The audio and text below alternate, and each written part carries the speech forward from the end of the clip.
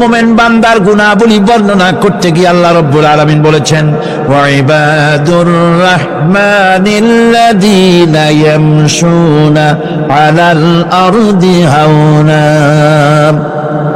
রহমানের বান্দা হলো তারা যারা জমিনের উপরে চলাফেরা করার সময় বিনয়ের সাথে চলাফেরা করে, তারা হচ্ছে রহমানের বান্দা। কার বান্দা? রহমানের বান্দা। আদর করে আল্লাহ বলছেন বান্দা, গোলাম। শয়তান নিজে অভিশপ্ত হওয়ার পর এর প্রতিশোধ নেওয়ার জন্য আল্লাহ পাকের দরবারে বলেছিল, আয় আল্লাহ, তোমার যেই বান্দাগুলির কারণে, তোমার যেই বান্দার কারণে আমার ইবাদতগুলি নষ্ট হয়ে গেল, আমি অভিশপ্ত হয়ে গেলাম, ওই বান্দাগুলিকে লোভ দেখিয়ে আমি যেমনে পারি সবগুলিকে আমি গোমরাহ করে দেব, পথভ্রষ্ট করে দেব। আল্লাহ পাকের জবাবে বললেন, ইন্না ইবাদি লাইসা লাকা আলাইহিম সুলতান ইল্লা মান ইত্তাবাকা মিনাল গাওয়িন। আমার বান্দাদের উপরে তোমার কোনো কর্তৃত্ব নাই।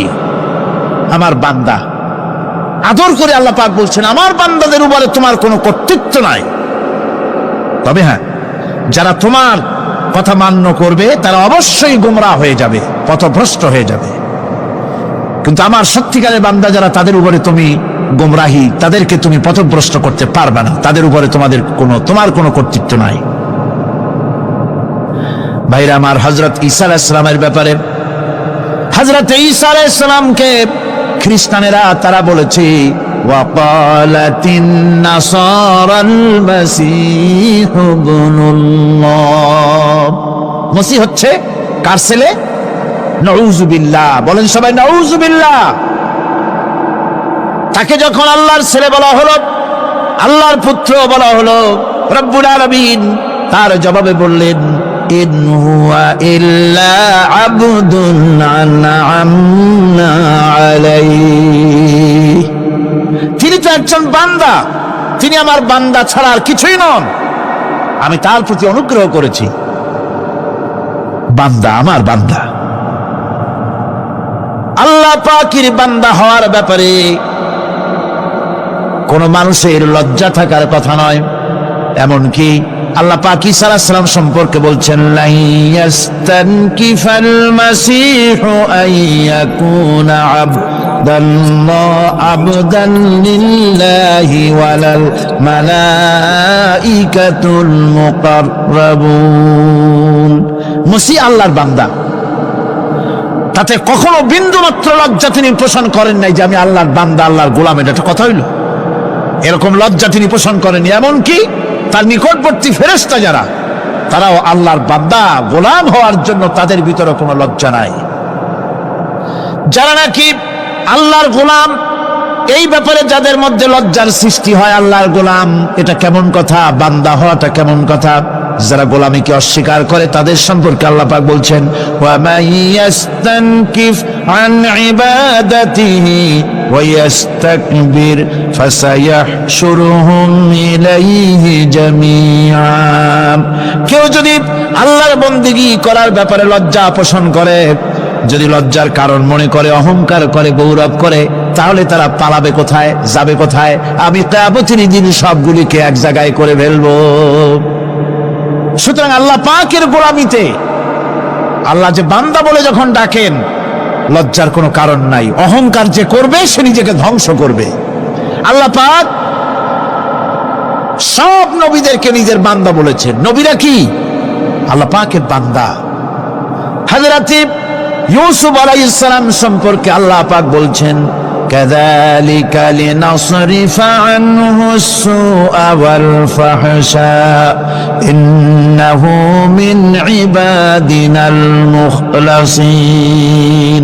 এরূপই ঘটল যাতে আমি ইউসুফ আলাইহিস সালামকে, আমার বান্দা, তাকে আমি নির্লজ্জতা ইত্যাদি থেকে আমি রক্ষা করেছি। নিশ্চয়ই হযরত ইউসুফ ছিল আল্লাহ পাকের বান্দা, আল্লাহ পাকের আব্দ।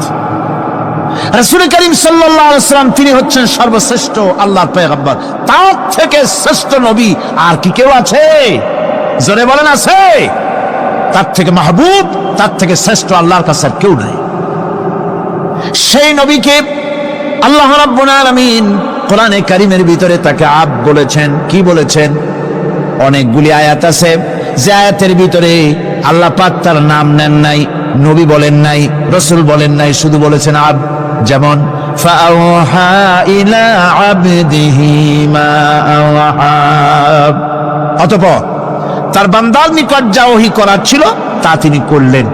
সেই বান্দাকে মুহাম্মদ সাল্লাল্লাহু আলাইহি ওয়াসাল্লাম। অন্য আয়াতে আল্লাহ পাক বলছেন وأنه لما قام عبد الله يدعوه كادوا يكونون عليه لبدا। আর এই আল্লাহর বান্দা যখন নামাজ পড়তে দাঁড়িয়ে গেল, আল্লাহকে ডাকার জন্য যখন দাঁড়ালো, তখন লোকেরা তার উপরে ঝাঁপিয়ে পড়ল, ঝাঁপিয়ে পড়ার জন্য প্রস্তুতি গ্রহণ করলো। এখানে আব বলা হয়েছে কাকে? মুহাম্মদ সাল্লাল্লাহু আলাইহি সাল্লামকে। এভাবে করে অন্য এক আয়াতে আল্লাহ পাক তার হাবিবকে আব বলছেন, বান্দা বলতেছেন ইন কুনতুম ফি রাইবিন মিম্মা নাযালনা আলা আবদিনা, আমার বান্দার উপরে যে কিতাব নাজিল করেছি তাতে যদি তোমাদের কোনো সন্দেহ হয়। এই যে আমার বান্দার উপরে, ওই বান্দা কে বলেন সবাই? মুহাম্মদ রাসূলুল্লাহ সাল্লাল্লাহু আলাইহি ওয়াসাল্লাম। অন্য আয়াতে বলা হচ্ছে تبارك الذي نزل الفرقان على عبده ليكون للعالمين نذيرا। অতীব বরকতপূর্ণ সেই মহান সত্তা যিনি তার বান্দার উপরে ফুরকান নাজিল করেছেন। কে সেই বান্দা? মুহাম্মদ সাল্লাল্লাহু আলাইহি ওয়াসাল্লাম। মেরাজের ঘটনা বলতে গিয়ে আল্লাহ রাব্বুল আলামিন বলতেছেন সুবহানাল্লাযী আসরা বিআবদিহি লাইলাম মিনাল মাসজিদিল হারামি ইলাল মাসজিদিল আকসা। পবিত্র সেই মহান সত্তা যিনি তার বান্দাকে ইসরা করিয়েছেন। কে সেই বান্দা? মুহাম্মদ রাসূলুল্লাহ সাল্লাল্লাহু আলাইহি ওয়াসাল্লাম।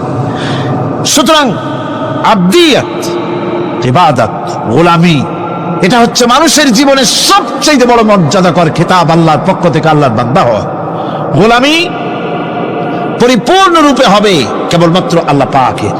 এই গোলামির জন্যই আল্লাহ পাক আমাদেরকে সৃষ্টি করেছেন, অন্য কোনো কাজে আমাদেরকে সৃষ্টি করেন নাই। সেই জন্য আমাদেরকে গোলামি করতে হবে, আনুগত্য করতে হবে কেবলমাত্র কার বলুন তো? এই গোলামি যদি সঠিকভাবে করি, যদি বান্দারা যারা আল্লাহ পাকের বান্দা বলে, গোলাম বলে নিজেদেরকে দাবি করে, যদি সঠিকভাবে ইবাদতটা করা যায়, তাহলে আল্লাহ তাদের জন্য কি ওয়াদা করেছেন শুনুন। দুনিয়ায় তাদেরকে আল্লাহ পুরস্কার দেবেন, আখিরাতেও দেবেন। এটা বন্ধ করুন। দুনিয়া এবং আখিরাতে আল্লাহ পুরস্কার দেবেন। সে পুরস্কারটা কি? দুনিয়ার পুরস্কারটা আগে শোনেন। আল্লাহ পাক বলেন যারা আমার ইবাদত করবে তাদের ব্যাপারে আমার ওয়াদা শোনো। ওয়াদাল্লাহু আল্লাযীনা আমানু ওয়া আমিলুস সালিহাতি লায়াস্তাখলিফান্নাহুম ফিল আরদি কামাস্তাখলাফাল্লাযীনা মিন ক্বাবলিহিম। তোমাদের মধ্যে যারা ঈমান এনেছে এবং সৎ কাজ করেছে, আল্লাহ রাব্বুল আলামিন তাদের ব্যাপারে আল্লাহর ওয়াদা হচ্ছে, আল্লাহর প্রতিজ্ঞা হচ্ছে, আল্লাহ ওয়াদা করতেছেন তাদেরকে জমিনের উপরে প্রতিষ্ঠিত করবেন। যেমন করে তোমাদের পূর্বপুরুষদেরকে প্রতিষ্ঠিত করা হয়েছিল, ওইভাবে তোমাদেরকে প্রতিষ্ঠিত করা হবে। সুবহানাল্লাহ। প্রতিষ্ঠিত করা হবে মানে রাষ্ট্র ক্ষমতা দেওয়া হবে। কি দেওয়া হবে? যদি গোলাম হও। যদি কি হও? গোলাম। আল্লাহ পাক বলছেন শুধু তাই নয়, আমি আমার দিনকে যারা প্রতিষ্ঠা করবে, আমার গোলামেরা যদি, আমার বান্দারা সঠিকভাবে যদি আমার গোলামি করে, মানানে আমলে সালেহ করে, নেক কাজ করে, আমি তাদেরকে রাষ্ট্র প্রতিষ্ঠার সুযোগ করে দেব। আর তাদের জন্য ভীতির পরিবর্তে, সন্ত্রাসের পরিবর্তে শান্তি কায়েম করে দেব। সুবহানাল্লাহ। وَلَيُمَكِّنَنَّ لَهُمْ دِينَهُمُ الَّذِي ارْتَضَىٰ لَهُمْ وَلَيُبَدِّلَنَّهُمْ مِنْ خَوْفِهِمْ أَمْنًا। তাদের দিনকে তারা নিজেদের জন্য যা পছন্দ করেছে অবশ্যই তিনি তা কায়েম করে দিবেন এবং সন্ত্রাস আর ভীতির পরিবর্তে আল্লাহ নিরাপত্তা দান করবেন। জোরে কোন সুবহানাল্লাহ। সন্ত্রাস বন্ধ হবে, চুরি ডাকাতি জেনা ব্যভিচার সব বন্ধ হয়ে যাবে।